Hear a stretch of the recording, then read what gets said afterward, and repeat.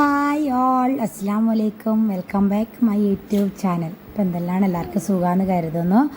അപ്പോൾ ഇന്നൊരു അടിപൊളി ചിക്കൻ ഫ്രൈഡ് റെസിപ്പി ആയിട്ടാണ് വന്നിട്ടുള്ളത്. അപ്പോൾ നമ്മളെ വീട്ടിലുള്ള ഇൻഗ്രീഡിയൻസ് മാത്രം ഉപയോഗിച്ചിട്ട് നമുക്ക് നല്ല ക്രിസ്പി രൂപത്തിൽ നല്ലൊരു അടിപൊളി ചിക്കൻ ഫ്രൈ തയ്യാറാക്കിയെടുക്കാം.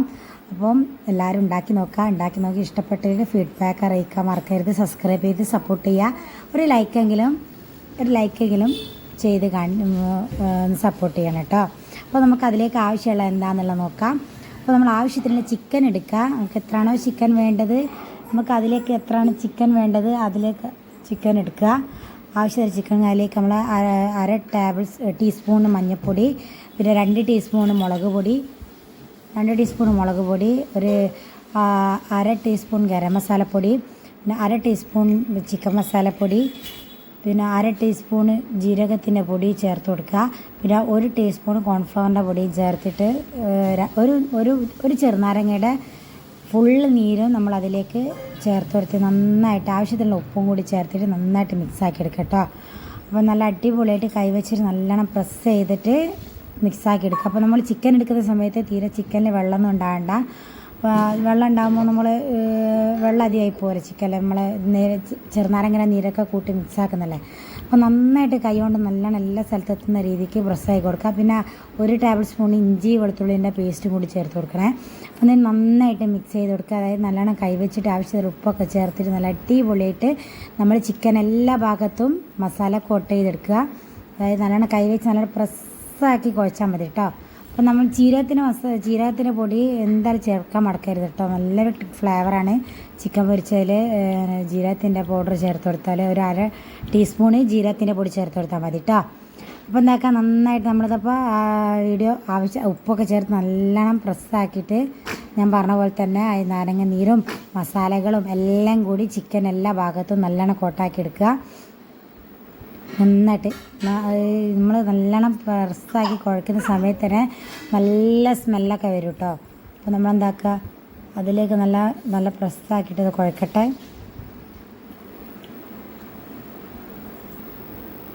പിന്നെ നമ്മൾ എന്താക്കണത് അരമണിക്കൂർ റെസ്റ്റ് ആക്കാൻ വെക്കുക കേട്ടോ.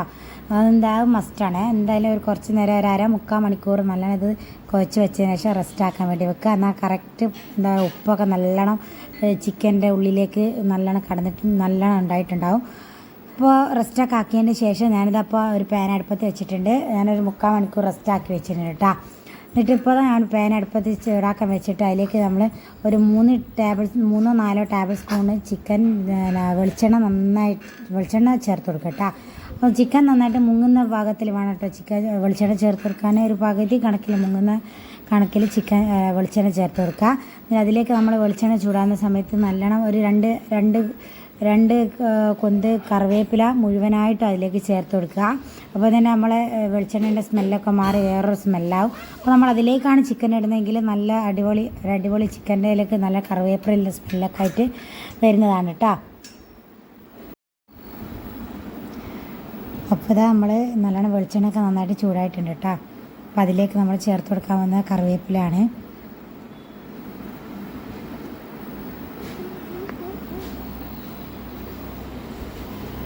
നമ്മളിപ്പോൾ കറിവേപ്പില ചേർത്ത് കൊടുക്കണം. കറിവേപ്പില ചേർത്ത് അത് നന്നായിട്ടൊന്ന് പൊട്ടി അതിലുള്ള വെള്ളമൊക്കെ ഒന്ന് പോയി കളഞ്ഞാൽ നമ്മൾ വെളിച്ചെണ്ണേൻ്റെ സ്മെല്ല് തന്നെ നമുക്ക് മാറിക്കിട്ടും കേട്ടോ. അപ്പോൾ അതിലേക്ക് നമ്മൾ കുഴച്ച് വെച്ചിട്ടുള്ള ഓരോരോ ചിക്കൻ പീസസ് അതിൽ ചേർത്ത് കൊടുക്കുക. എന്നിട്ട് എല്ലാം നന്നായിട്ട് വേവിച്ചെടുക്കുക കേട്ടോ. അതായത് ഹാഫ് വേവിച്ചാൽ മതി, അപ്പോഴേക്ക് നല്ലോണം പൊരിഞ്ഞ് കിട്ടുന്നതാണ്.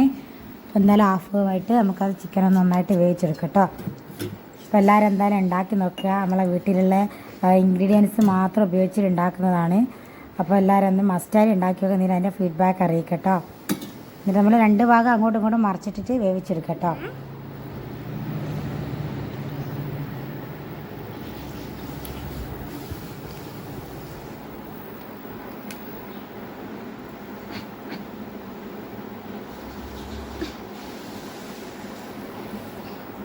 അപ്പോൾ നമ്മൾ ചിക്കൻ്റെ ഒരു ഭാഗം നന്നായിട്ട് വെന്തിട്ടുണ്ട്.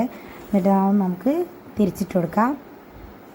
ഓരോന്നായിട്ട് എത്ര വെന്താൽ മതി കേട്ടോ. അപ്പോൾ അധികം കരിയാൻ വേണ്ടി നിൽക്കേണ്ട. കാരണം നമ്മൾ അങ്ങനത്തെ മസാല അതിനെക്കൊണ്ട് നല്ലൊരു ക്രിസ്പ് എന്തായാലും ഉണ്ടാവും. അപ്പോൾ അധികം നേരം വെച്ച് വേവിക്കേണ്ട ആവശ്യമില്ല. ഒരു മീഡിയം ഫ്ലെയിമിൽ ഇട്ടതിന് ശേഷം പെട്ടെന്ന് മറിച്ചെടുത്താൽ നല്ല അടിപൊളി ചിക്കൻ ഫ്രൈ തന്നെ ആകും കേട്ടോ. നമ്മൾ അടിപൊളിയായിരിക്കും, എല്ലാത്തിനൊപ്പം കൂട്ടാൻ നല്ല ടേസ്റ്റാണ്. ഒരു സിമ്പിൾ റെസിപ്പിയാണ്.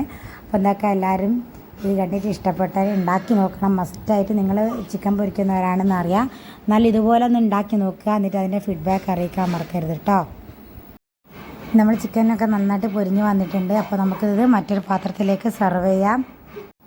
അപ്പോൾ അതാ ചിക്കനൊക്കെ ഞാനിതിപ്പോൾ ഓരോന്നായിട്ട് മാറ്റുകയാണ്. എന്തായാലും നിങ്ങൾ ഉണ്ടാക്കി നോക്കുക. കണ്ടിഷ്ടപ്പെട്ടാൽ ലൈക്ക് ചെയ്യാനും ഷെയർ ചെയ്യാനും സബ്സ്ക്രൈബ് ചെയ്യാനും മറക്കരുത് കേട്ടോ. അപ്പോൾ എന്തായാലും എൻ്റെ വീഡിയോ ഫുള്ളായിട്ട് വാച്ച് ആക്കുക. കണ്ടിഷ്ടപ്പെട്ടാൽ ഞാൻ പറഞ്ഞ പോലെ തന്നെ ലൈക്ക് ചെയ്യാനും ഷെയർ ചെയ്യാനും സബ്സ്ക്രൈബ് ചെയ്യാനും മറക്കരുത്. ഇനി പുതിയ വീഡിയോകളായിട്ട് നിങ്ങൾക്ക് മുമ്പിലേക്ക് വരുന്നതാണ്. അപ്പോൾ അതുവരേക്കും ബൈ ബൈ, അസ്സലാമു അലൈക്കും.